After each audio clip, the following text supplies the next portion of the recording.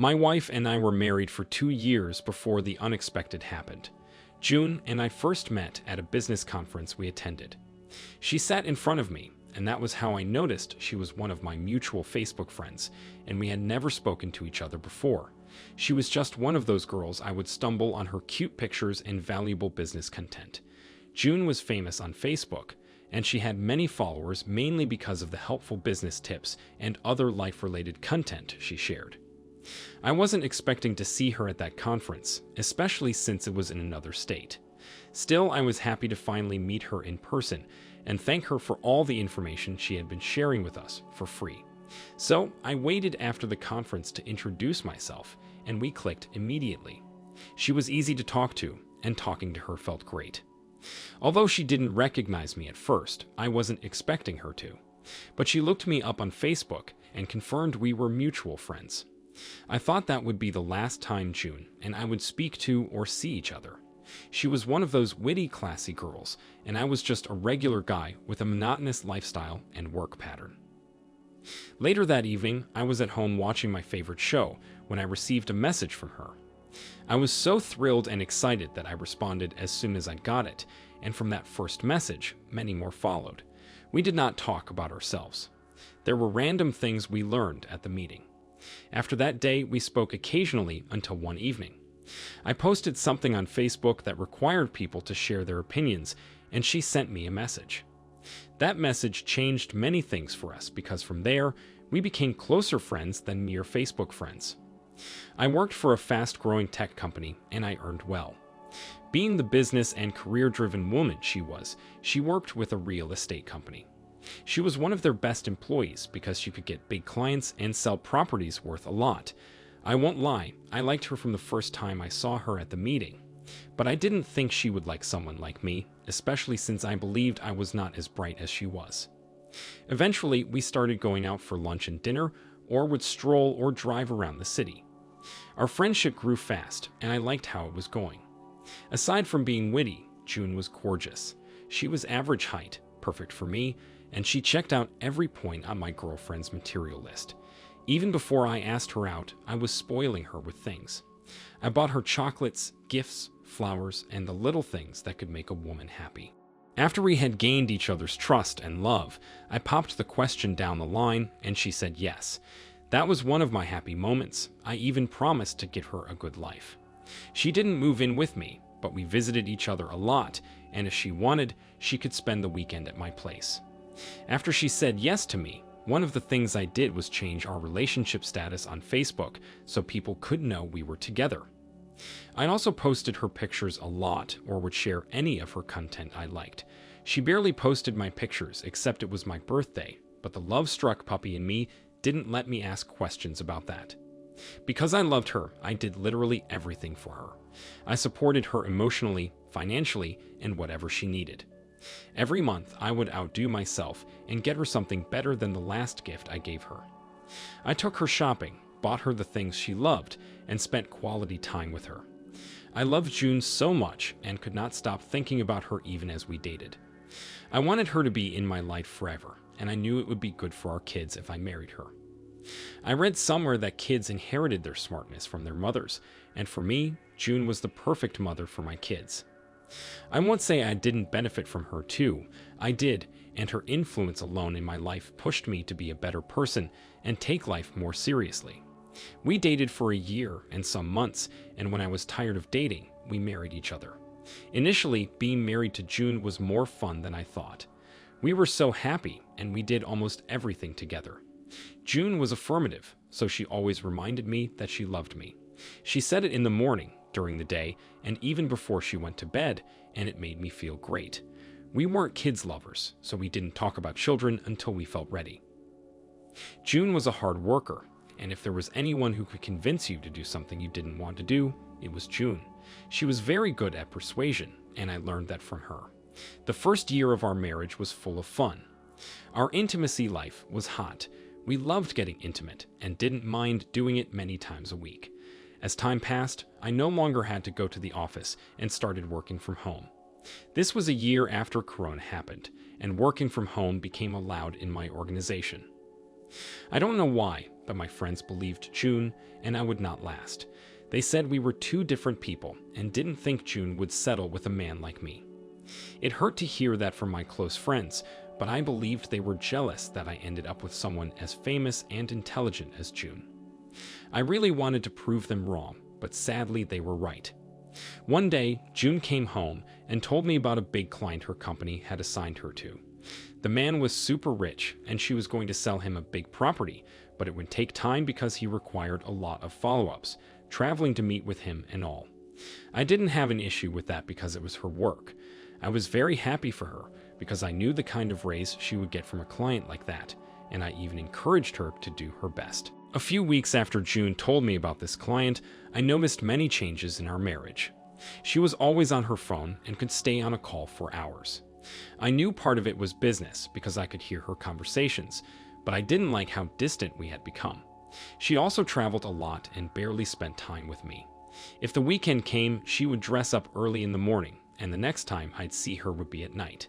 This continued for weeks, and when I confronted her about it, asking her to make time for me, she said I was being insensitive. She said she never interrupted me when I worked on my projects, so I had no right to ask her to cut down on her work. It was our first big argument. She went days without talking to me. Around the same time, our intimacy life was non-existent. She barely allowed me to touch her, and we moved from doing it multiple times a week to nothing at all. She was always busy, tired, or not in the mood. I know I was the one who encouraged her to close a deal with her client, but I ended up regretting it. At one point, I was forced to look up her client on Facebook, and I found out he was as popular as she was. I even saw some of her long comments on his posts, and one of them included, "Thank you for dinner the other night." It struck a chord because aside from being extremely busy, I didn't remember the last time June ate at home or cooked something. Whenever I called her to ask if I should make dinner for two, she told me she had already eaten. I could tell that there was something off with her and her new client because she had worked with other big clients in the past, and it was never like that. She didn't spend the entire evening talking to them on the phone or depriving me of her wifely duties. I didn't want to check her phone so she wouldn't know I suspected something. Instead, I hired a private investigator to follow her. A few days later, I got the news that broke my heart. June was having an affair with her big client, and I was devastated. Although I wanted it to be false, all the signs pointed to that. So much had changed about her, even how she talked to me, and I knew something was wrong. After I found out, she came home that evening and continued her cold attitude toward me. She noticed I was also cold, but she didn't bother to ask what was wrong. She didn't know the private investigator was still tailing her, and I planned to expose her. 2 days later, my PI followed them to a motel, and he told me to come to the location immediately after they entered. He got their room number, and I arrived at the motel a few minutes later. We went to their door, knocked on it, and the client answered. I forced my way in, and I found her already naked in bed, and it looked like I interrupted something. When she saw me, she started yelling at me and the PI, and didn't even show remorse for what she had done. I took out my phone and recorded them, then told her not to step in at my house again. She came home that evening, but found some of her belongings scattered on the lawn. It was a big mess, and I didn't care what the neighbors would say. Surprisingly, she realized the impact of what she had done when she came home, and she begged me to let her in so that she could explain. I didn't let her in because I knew no explanation would justify her cheating. As for the recording, I sent it to her company and texted it to her family members. I wanted everyone to see the beast she was, and they did. She didn't want to leave my house, but when I threatened I would call the police, she left. Most of the neighbors recorded her as she banged on my door to beg me, which was embarrassing for her. The next day, her company did not waste time firing her, and she was told not to contact the client again. The company also stopped working with the client, and his reputation was ruined. Ultimately, she lost her job, and her reputation with family was ruined. We also divorced because I wanted nothing to do with her again. Funnily enough, she kept calling to beg, but it was over between us. Her family was also disappointed in her that they wanted nothing to do with her. It was a very painful experience, and I have moved on, but I've not remarried. I'm unsure I will, but let's see how life goes. OP, It was obvious that your ex-wife had no respect for you and must have been using you too. It's sad you were blinded with love and couldn't see through her pretense. You did a great thing by exposing her, because a woman like that would cheat on you repeatedly. You've shown great strength by moving on. There's no point in being stuck in the past. Thank you for sharing your story with us. Now, let's move on to the next story of the day. My girlfriend and I were in a relationship for 2 years, and we loved each other so much. For the record, this is my first time sharing my story here. I have been an active follower for a while, and I didn't think a moment like this would come in my life. Being in a relationship with my ex-girlfriend was sweet, and I enjoyed every bit of our relationship while it lasted. She was everything I wanted in a woman. She was respectful and never raised her voice at me in an argument or hit me. Yes, we fought a lot, but I never allowed her to leave the house angrily because I understood how bad things could get if she left. We would always settle it out and then make things up to each other. She was hardworking and beautiful, and I thought I could trust her. For someone who had just been out of a toxic and disrespectful relationship, I believed it was such a relief to end up with someone like my ex-girlfriend, but in the end, I was disappointed. Things were fine between us, and we were still two lovebirds who could not do without each other until the second year of our relationship. A year and some months after we started dating, her father fell ill, but it wasn't serious. It was a roller coaster because he would get well one week, and the following week he would fall ill again. We were worried, and we supported him, whether financially or emotionally. Also, my ex-girlfriend's older brother lived in the same town with their dad, while their younger sister, who was still in high school, lived in the same house with their dad, and they were the ones looking after him. My ex-girlfriend never had a reason to go home. We used to send money and talk to her father on the phone, and that was all. A couple of weeks after our second dating anniversary, I noticed that my ex-girlfriend was beginning to change. First, our conversation dropped. She used to return from work and tell me everything that happened during the day, but she just stopped. She would come home and would be on her phone the whole evening. From there, our intimacy reduced. She was always claiming she was tired or not in the mood. Then the most suspicious one was that she changed her phone password so I couldn't access it. When I asked her about the phone password, she didn't give me a good reason for changing it. Around the same time, she told me she wanted to visit her father that weekend because she didn't think her older brother and younger sister were doing a great job, and I allowed her. I believed it would only be for that weekend, but it wasn't. It continued with other weekends, and she would get excited each time the weekend approached, which was odd for someone looking after an old, sick man. I also noticed that the clothes she took were some of her most beautiful and exposing gowns she only wore for me, and I suspected something was wrong. Funnily enough, every time I called her sick father to confirm if she was there, he would tell me she just left the house, which continued for weeks. Our relationship continued to grow cold, and the distance between us was evident. I knew she was always talking to someone on the phone, and whenever I asked her who it was, she would say she was talking to her best friend, which I never believed. When I couldn't take it anymore, I hired a PI to follow her to her hometown, and he followed her from the moment she left my house on a Friday evening.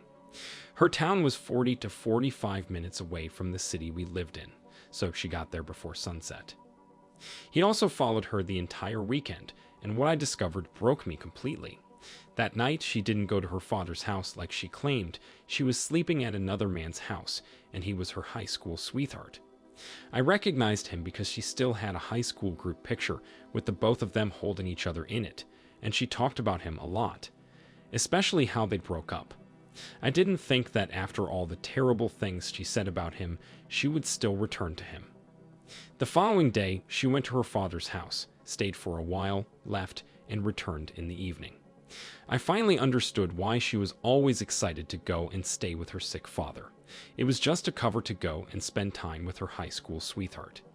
He had returned to their hometown for something, and he thought it would be nice to see her again. I had seen videos and photos of them kissing in public, him holding her waist, and the both of them cuddling in a restaurant and feeding each other. I was devastated and heartbroken. I didn't think she could do that to me and throw away all the plans and everything we worked for. I was so angry that I moved her things out of the house and left them on the porch. I also changed the locks so she couldn't access the house with her keys. When she returned that Sunday, she was shocked to see her stuff outside. She knew something was wrong, but kept asking what she had done wrong like she was innocent. When I sent her the reason, she went on her knees and started to beg. She told me nothing happened between them and only wanted to spend the weekends with an old friend. Funnily enough, that was their last weekend together because he was leaving the country, but I didn't care. I didn't let her enter the house, and she eventually packed her things and left. I was very hurt, and I'm still hurt. She tried coming back many times and didn't stop blowing my phone, but that was the end of the road for us. It's been 2 years, and I still can't get over everything. She damaged what was left of my heart, and I hope I can heal again. OP, there's no need to hurt or cry over spilled milk. Your ex-girlfriend did not deserve you. She thought she could eat her cake and have it.